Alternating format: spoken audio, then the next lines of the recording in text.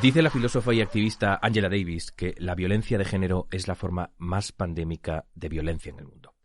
Mientras se comienzan a analizar los efectos que el confinamiento y el posconfinamiento han tenido en la vida de las mujeres, en su supervivencia, en la igualdad, en Infolibre queremos poner el foco en cómo la perspectiva de género va penetrando, o no, en un ámbito a priori de ritmos más lentos, donde los cambios se ven de año en año o a veces, y con suerte, de década en década.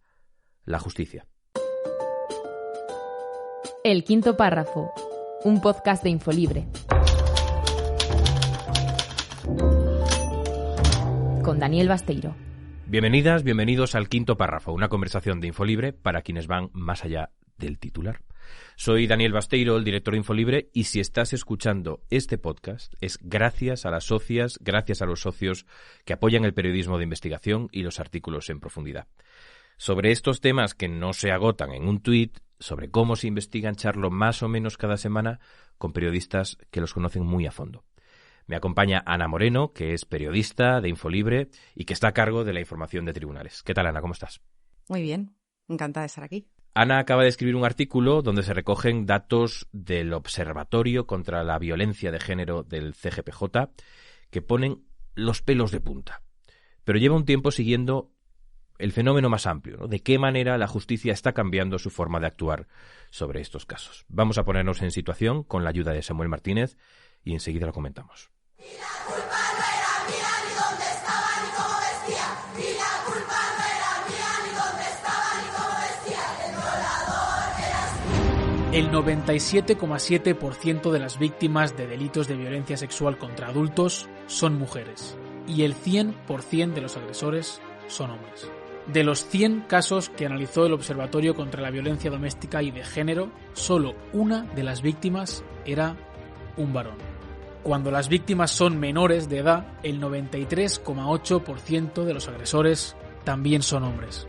1 de cada 4 casos de agresión sexual contra una mujer fue perpetrado por una manada. En lo que va de año, 41 mujeres han sido asesinadas por sus parejas o exparejas. La violencia de género es un problema que no se ha conseguido frenar. 7 de cada 10 asesinatos por violencia machista se producen en casa. Prácticamente la mitad de la población de nuestro país conoce un caso cercano de violencia de género. Los datos son cristalinos, tanto que a estas alturas resulta ya imposible que los organismos e instituciones les den la espalda. Es el caso, por ejemplo, del Tribunal Supremo. La sentencia contra la manada de Pamplona en 2018 marcó un antes y un después en el debate sobre el consentimiento. Y especialmente desde entonces, aunque también antes, la perspectiva de género ha irrumpido en el sistema judicial para dotar a las mujeres de mayor protección en los casos de violencia de género y agresiones sexuales. Ana, las estadísticas nos muestran que la violencia sexual sí entiende de género, lo hemos escuchado muy claramente en la pieza de Samuel, pero yo te pregunto si ha sido tradicionalmente machista la justicia. Bueno, yo creo que sí, porque la sociedad es machista, ha sido tradicionalmente machista, con lo cual todos sus estratos son machistas, la justicia también, lógicamente.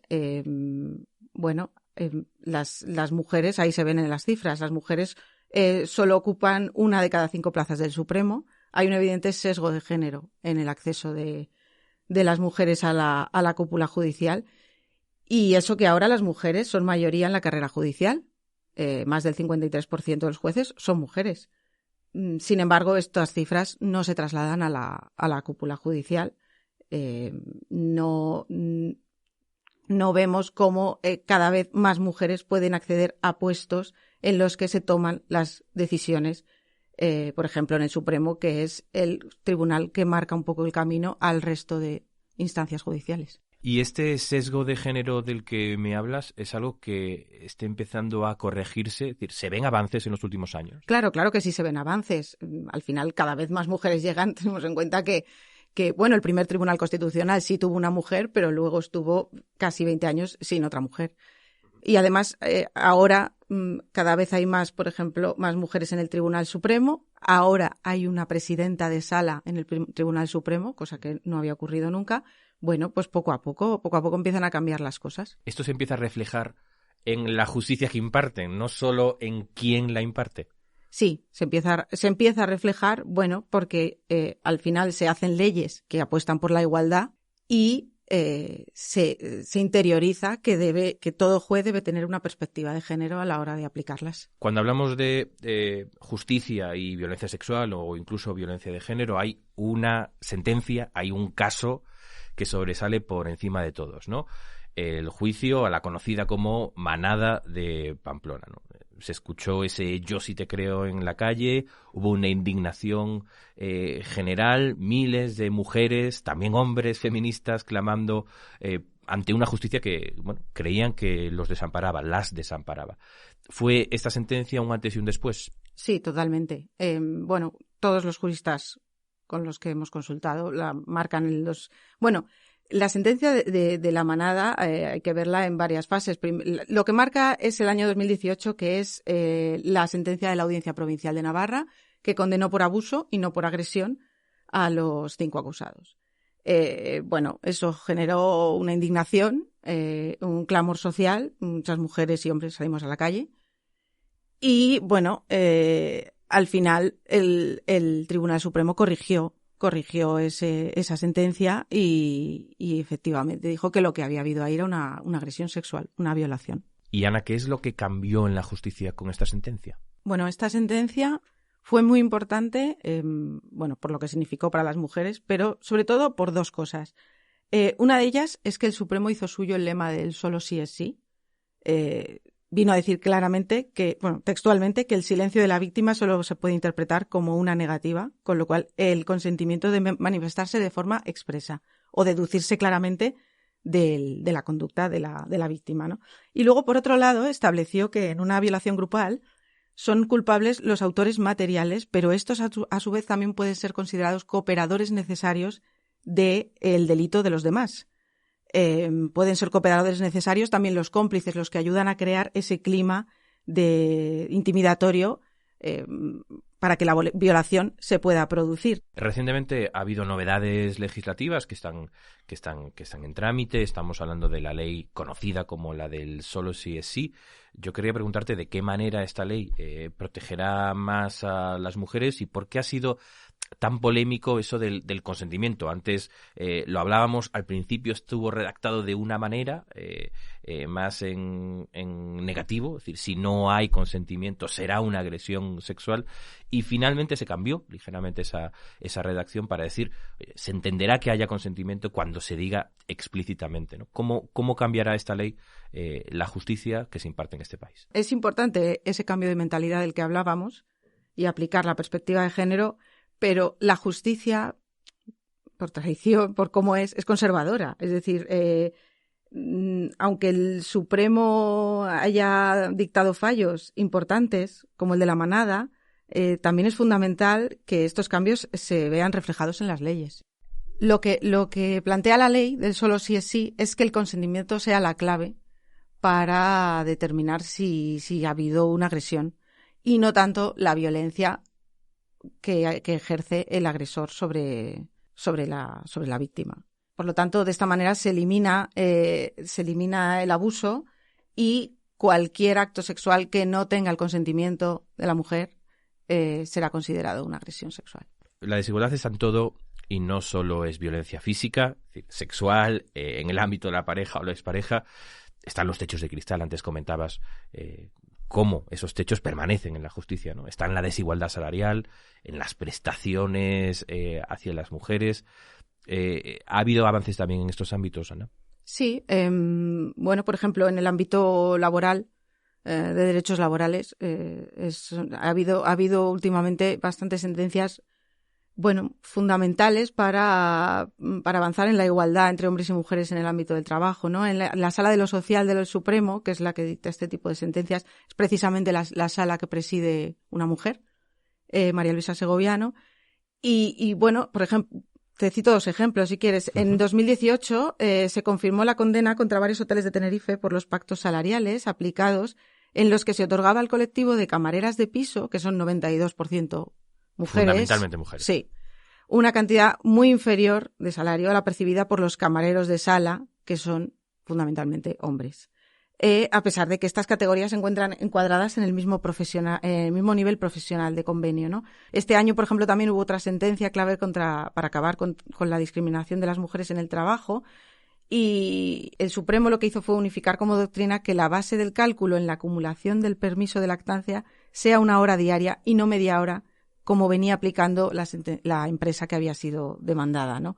Esta sentencia, además, el hito de esta sentencia también es que fue adoptada por una sala compuesta solo por magistradas mujeres. Vamos ya con la pregunta de las socias y los socios de Infolibre. Se presenta como pez. A propósito de tu último artículo, Ana, sobre este tema, el que hemos comentado al principio, que dice que 1 de cada 4 casos de agresión sexual contra mujeres sentenciado por el Supremo fue perpetrado por una manada, dice Pez que el titular es llamativo y te hace una pequeñita enmienda, ¿no? Dice, a mí me habría gustado más resaltar que 7 de cada 10 casos de agresión sexual tienen como víctimas a menores de edad. No puedo ni pensar lo que eso implica. Yo te pregunto, ¿estamos ante un dato que llama la atención porque apenas comienza a destaparse esa realidad, o hay un verdadero problema de violencia sexual en la juventud y en la infancia? Porque los datos realmente son estremecedores, ¿no? Bueno, este informe lo elaboró el Observatorio contra la Violencia de Género y Doméstica del Consejo General del Poder Judicial. Hay que tener en cuenta que hace unos años, hace muy pocos años, no se hacían informes de este tipo. Con lo cual, estos datos que son muy dramáticos no se conocían. No sé hasta qué punto hay un problema o hay un aumento de casos, o es que cada vez se visibilizan más y cada vez también se denuncian más. Por lo que nos cuentas, parecería que algo se mueve, ¿no? Que algo está cambiando en la justicia. ¿Cómo de lejos crees que está ahora la justicia de alcanzar pues la igualdad de género plena en sus actuaciones? ¿Qué crees que falta por hacer? ¿Cuál es el recorrido que está pendiente? A la justicia le queda porque le queda a la sociedad también. Al final esto es un proceso que implica a todos los actores de la sociedad. La justicia, pues sí, le queda por hacer, pero bueno, se va poco a poco. Hacen falta más mujeres donde se toman las decisiones, más mujeres en la cúpula judicial, más perspectiva de género en los hombres y en las mujeres también. Y bueno, más mujeres en la cúpula judicial harían que esa perspectiva de género pudiera llegar antes. Hay muchas mujeres que no pueden acceder a esos puestos, altos puestos de la judicatura. Bueno, muchas juristas con las que hemos consultado, juezas también, nos dicen que al final la conciliación no termina de llegar a muchos ámbitos, y las mujeres son las que se siguen ocupando pues de sus padres, de sus hijos, y claro, incluso esos niveles de profesionalidad, de responsabilidad. Ahí también hay mujeres que dicen quizás priorizo mi familia a ese cargo en el TGPJ o en el Supremo, ¿no? Exacto, porque date cuenta que al final lo que nos decían estas juezas es que para acceder a la cúpula judicial en el Supremo, digamos que no se accede con 30 años, se accede ya cuando ya eres una persona más madura. ¿Qué pasa? Que tienes, muchas juezas nos lo comentaban, los padres ahí son mayores, los padres de esas juezas, y son ellas las que se deben, bueno, o se ocupan de ellos habitualmente, se ocupan más ellas que ellos. Hace falta más mujeres, más conciliación, y hace falta también más hombres feministas, más jueces feministas de arriba a abajo en toda la carrera, porque dice Gloria Steinem que una persona feminista es cualquiera que reconozca la igualdad y la plena humanidad en mujeres y hombres. Es decir, que el feminismo no es, por supuesto, lo contrario del machismo, sino solo un sinónimo de igualdad. Esperando que pronto la justicia siga cambiando y acabemos teniendo una justicia feminista, pues te despedimos, Ana Moreno, responsable de la información de tribunales. Muchas gracias por estar con nosotros. Muchas gracias. Y gracias a las y los que nos estáis escuchando. Gracias por acompañarnos en el quinto párrafo, por ir más allá del titular. Si sois socias o socios, sabed que esto es gracias a vuestro apoyo. Y si no lo sois, os esperamos, porque solo con vuestro compromiso podremos seguir trabajando en historias como esta. Hasta pronto. El quinto párrafo, un podcast producido por Taller de Ideas. Redacción Samuel Martínez. Producción y montaje Santiago Valiente. Infolibre. La información que recibes depende de ti.